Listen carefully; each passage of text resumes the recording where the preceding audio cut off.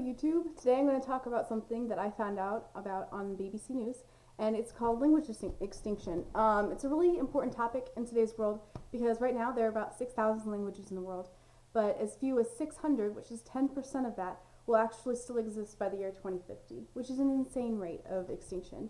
The reasons for these languages to just disappear from the face of the earth mostly falls down into industrialism. As the world becomes more global and as jobs become more interconnected between different countries, majority languages have to be spoken by the workers just because it's cheaper and it's easier and you don't have to hire translators. So if you don't speak a majority language, a lot of times you aren't going to get a job, which means you can't provide for your family. So instead of choosing the minority language, which your culture is tied to, you have to choose the majority language, which can ensure your survival, which is kind of sad. And it really is sad that these languages are disappearing for these reasons. But what can we do? A lot of time when I start talking about this, people ask me, Emily, well, why does it matter? Why does it matter that these languages are disappearing? Isn't it a good thing that we're getting closer to speaking the same language, and it'll be easier for us to communicate and understand one another? And while, yes, that is true, it would be great that we can understand each other, but at the same time, a language is tied to its culture, and you can't have one without the other. It's like taking out the heart of a person and expecting it to still survive. If you kill one, you kill the other. And that's basically what happens with language.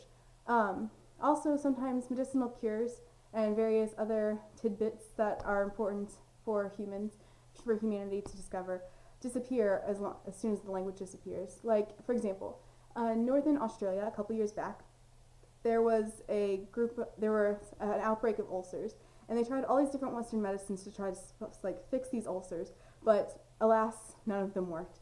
And they couldn't find anything, and they thought this was just going to go completely out of control. They weren't going to be able to figure it out, and they were getting extremely frustrated until some Aboriginal people who spoke the majority language of the Westerners who'd come in explained to them that they thought they might have a cure, because in their language there was a word for a specific plant that they knew helped solve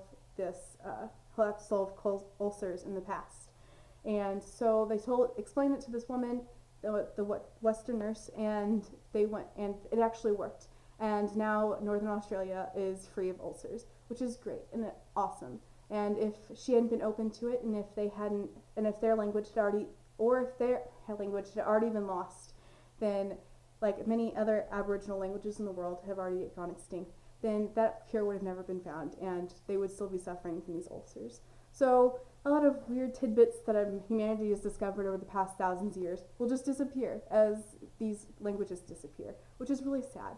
A language will die, so will the culture, so will all the interesting facts about life.